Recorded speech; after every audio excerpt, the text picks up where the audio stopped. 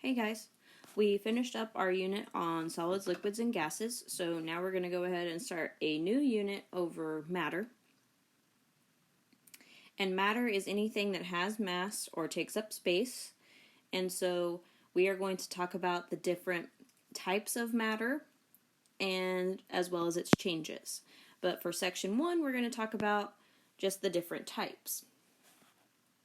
And you guys can feel free to take your own notes over this as I talk. I don't have any typed up for you to use, but you can feel free to take notes on a piece of notebook paper and use them on any assignment that I post. So, to start off, we're going to talk about pure substances. And all materials are made of a pure substance or a mixture of substances. And we define a pure substance, or you can just call it a substance, as a type of matter with a fixed composition, which means that pure substances come off of the periodic table. So any element on the periodic table is a pure substance, or any combination of elements, as long as they are chemically combined, which is called a compound, is a pure substance as well. So elements or compounds are pure substances. So since pure substances are our first type of matter, they're kind of our major category, and we just talked about how elements are one type of pure substance, we need to talk about elements for a little bit.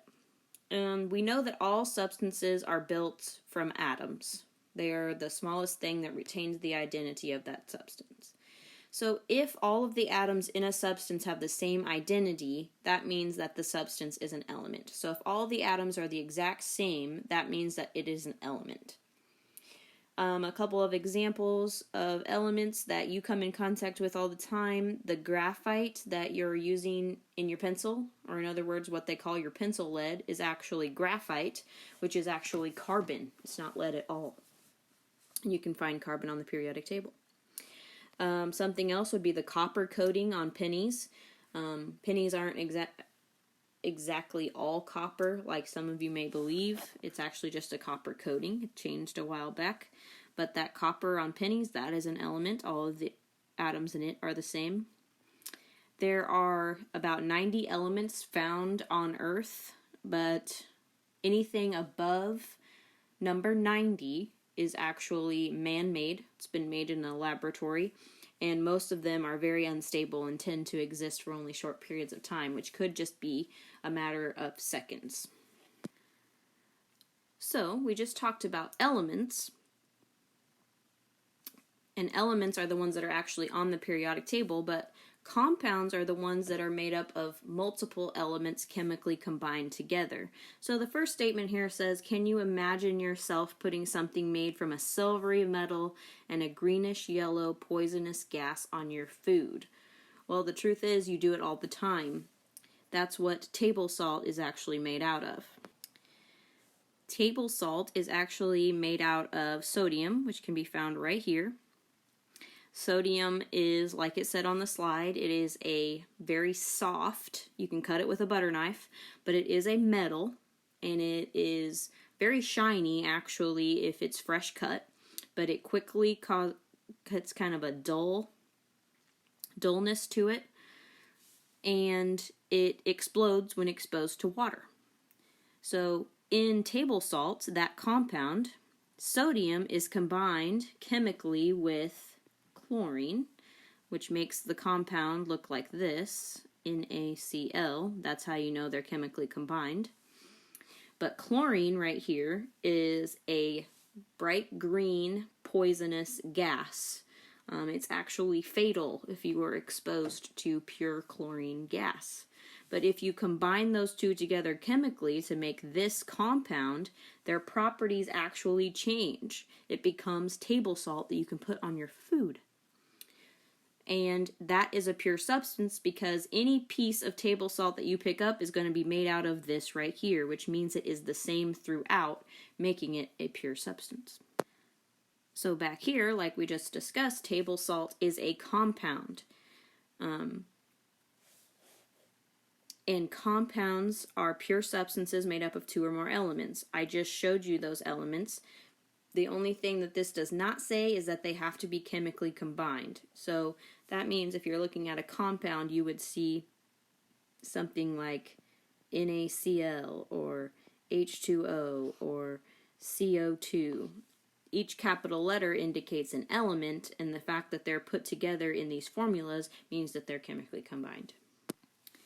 So that's the end of the pure substances. Pure substances are either elements or compounds. The other type of matter would be a mixture. And an example of a mixture would be this right here, which would be iron filings mixed in with some sand. So that's a material that's made up of two or more substances that can be easily separated by what's known as physical means. And physical means anything like, I'll give you a list here.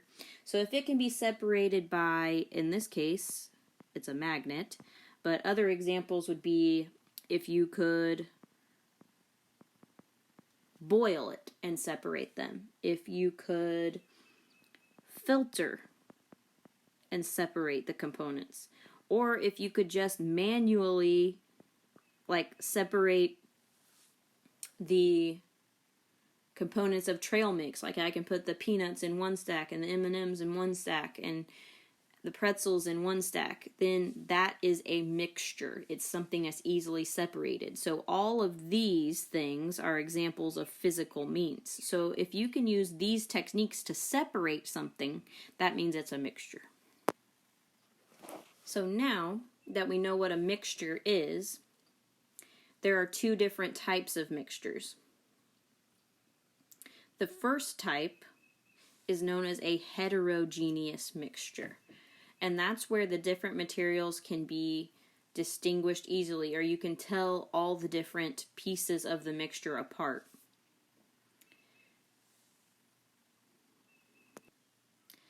So here are some examples of heterogeneous mixtures. You can distinguish all the components. In other words, I can tell the different pieces of the mixture apart.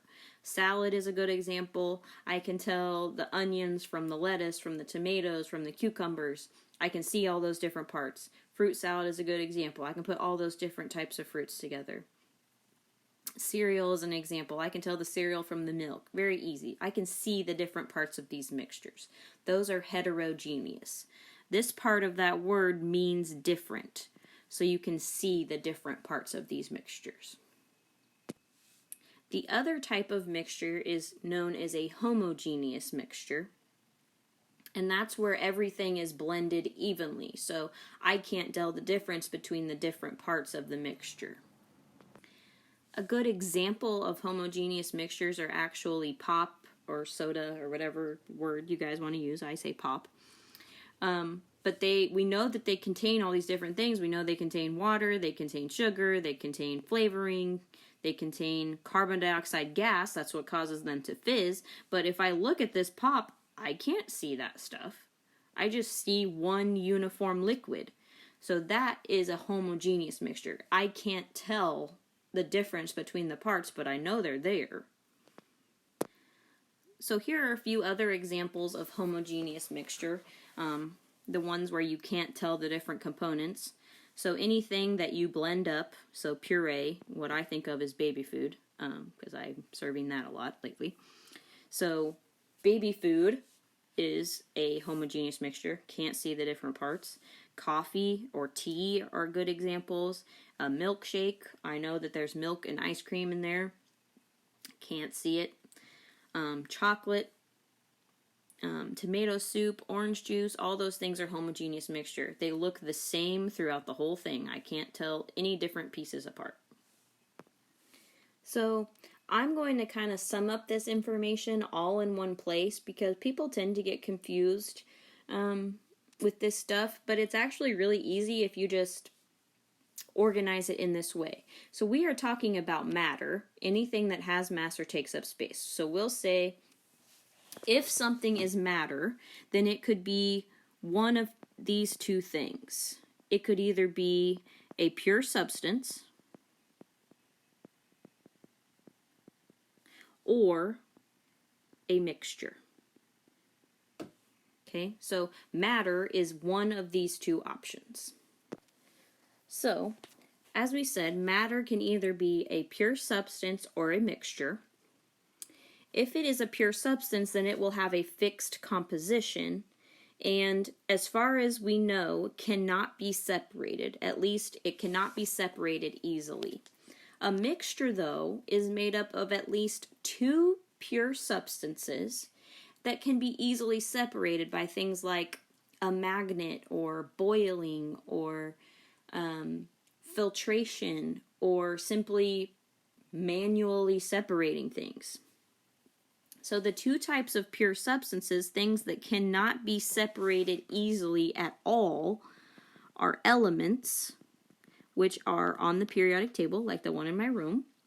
So examples of that would be carbon, or copper, or gold, things like that. The other pure substance is known as a compound, and examples of that would be table salt, NaCl, like I showed you before, or carbon dioxide that we breathe out, or water. They are made up of at least two elements, and you can see that by the capital letters. And no matter what, if you pick up a sample of a compound, every single piece of it is going to look just like this. That's why it's a pure substance. On the other hand, if something is a mixture, there are two types of those as well.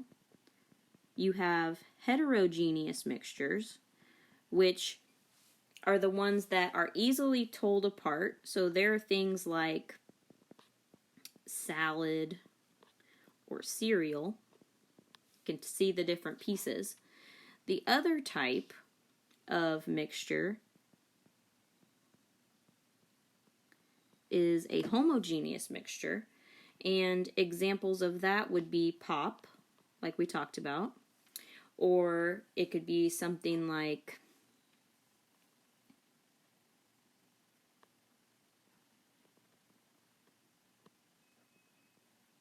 a milkshake.